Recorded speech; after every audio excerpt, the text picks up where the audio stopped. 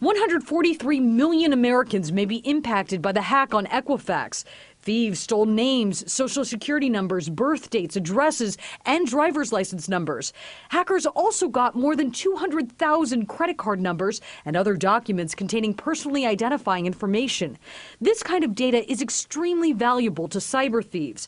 If a cyber criminal maxed out a credit card in your name, it will be tough passing a credit check. Good luck getting a new cell phone, a student loan, a car, or a mortgage. If someone gets a driver's license in your name and runs a red light or gets a speeding ticket, you're on the hook. So what can you do? Freeze your credit.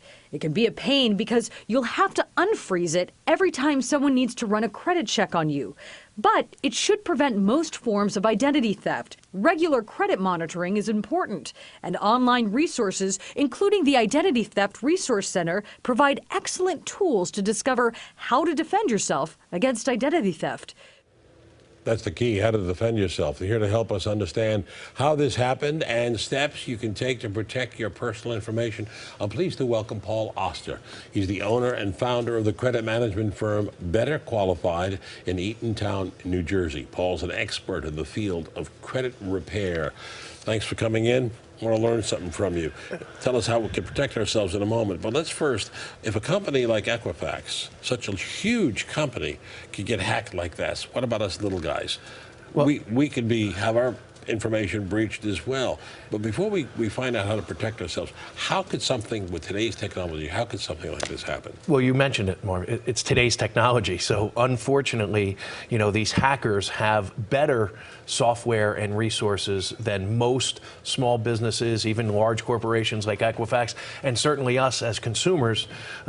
We just fail to have the same level of security and technology that they have. Now, they had 2 hacks in a period of several months, and they withheld the information, the March hack. Yeah. They withheld until months later, and then they had another one in July or August. Well, withholding the information is really done under the direction of the Attorney General and the federal authorities, because they want to be able to try and figure out who was doing the hacking. So my fault with Equifax was after the first hack, or maybe there were more than one, they didn't do anything to upgrade their securities. So then they left themselves wide open for a major data breach like we had here. How does someone find out if they were one of the victims, one of the people whose names got out there, the 143 million? Well, first of all, I'd like to say, just assume that you are a victim. Whether it was this data breach or the other data breaches, 2015 was the year of the data breach. Because the caveat here is, you can go to Equifax and check to see if you were a victim. But they want you to give, all of your most sensitive data again online to see if you were a victim. There's already been problems with, they set up a separate URL, which was really a bad idea in the first place, because once the cyber thieves saw that there was a separate URL that Equifax was directing people to, they created about 200 fake websites where people have already gone. Equifax support team themselves were tweeting out the wrong websites. So this compounding law. Well, it's only going to get worse from here. This breach will have legs for a lifetime, because unless we change the way we check on someone's credit or we identify people, that data is never going to change. And that data is now out there on the dark web being sold through the black market. Now, the Equifax situation is not isolated, because as I read, there were 918 data breaches which compromised 1.9 billion data records in the first 6 months of this year. That's an increase of 164%. That's incredible. Those are the ones we know about. It's larger than that.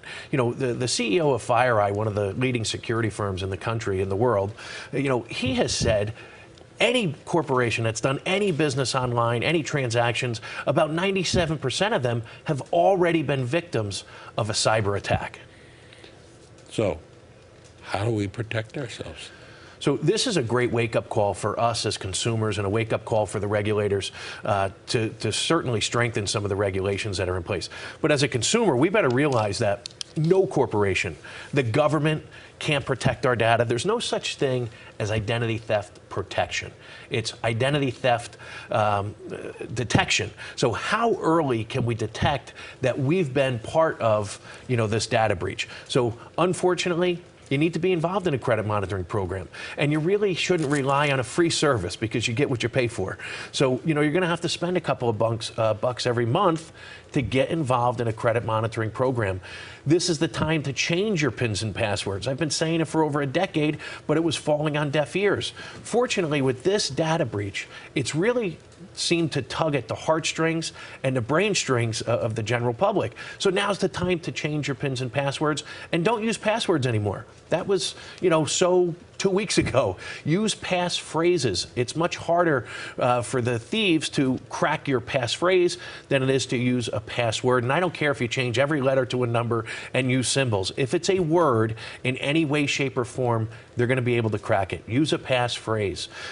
This is the time to beware and be aware of phishing emails and phishing phone calls. They got all your stuff, including your phone number. So they're going to start to call you and say, hey, Marvin, this is Paul Oster from Chase Bank, because I know you have a Chase account because I saw your credit report. This is Paul Oster from Chase Bank. There's been a problem with your credit card, so we froze it. Now, can you verify the credit card information for me, please? What's the 16-digit number? What's the security code? So people are going to be victimized through phishing emails. If you get an email, don't click on any links. Don't call the number on that email.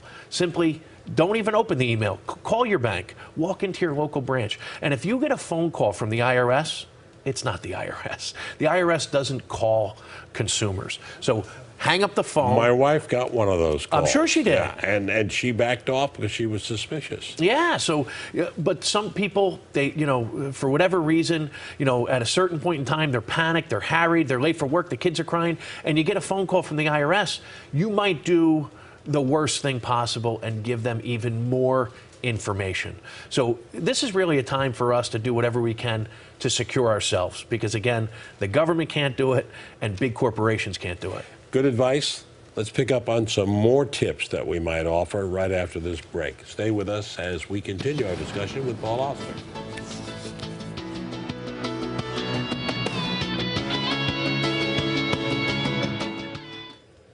Back now with Paul Oster of the credit managing firm Better Qualified, and we're learning how we can protect ourselves against cyber thieves trying to get identity theft. You've given us some good tips already, but apparently right now, if you are one of the 143 million impacted by the Equifax hack, you say the first thing to do is freeze your credit report. Well, it's certainly the best way to prevent somebody from accessing your credit report. But as we've spoken about before, there's 10,000 other databases that need to be monitored. So putting the security freeze on your credit reports will, eliminate most of the threat from identity theft using your credit. But what about the Social Security Administration? What about, medical procedures? What about driver's license? The DMV is not part of, the credit reporting industry. So somebody could be driving around with your license. Somebody creates a new identity. This is called synthetic identity theft. The felon who just got out of prison needs a job, so he becomes Marvin Scott. He uses all your information to obtain employment. Is there any such thing as true privacy these days? No. In the cyber world? At a certain point in time, we're going to have to take a step back and realize that we may have to give up some convenience in order to strengthen our privacies. But there's no such thing as identity theft protection, and there's no such thing as data protection. So again, it's really up to us as consumers to do whatever we can to help ourselves.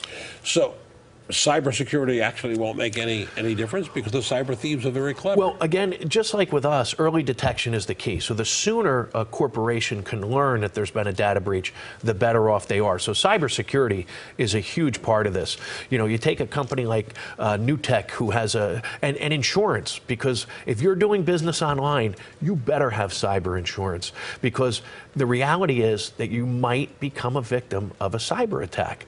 So that's for the corporations. And again, as a consumer, Apple Pay and paying with your cell phone and doing all this stuff on our mobile devices, we're leaving ourselves wide open to become a victim. How about better regulation, government regulation? Listen, I applaud Governor Cuomo. He jumped in and said, we better regulate, these credit reporting industries. Why not make them hold them to the same standards as the banking and insurance companies that do business in the state, and make them register and make them follow the laws that pertain to our data security? Because right now, up until now, they haven't had to do that.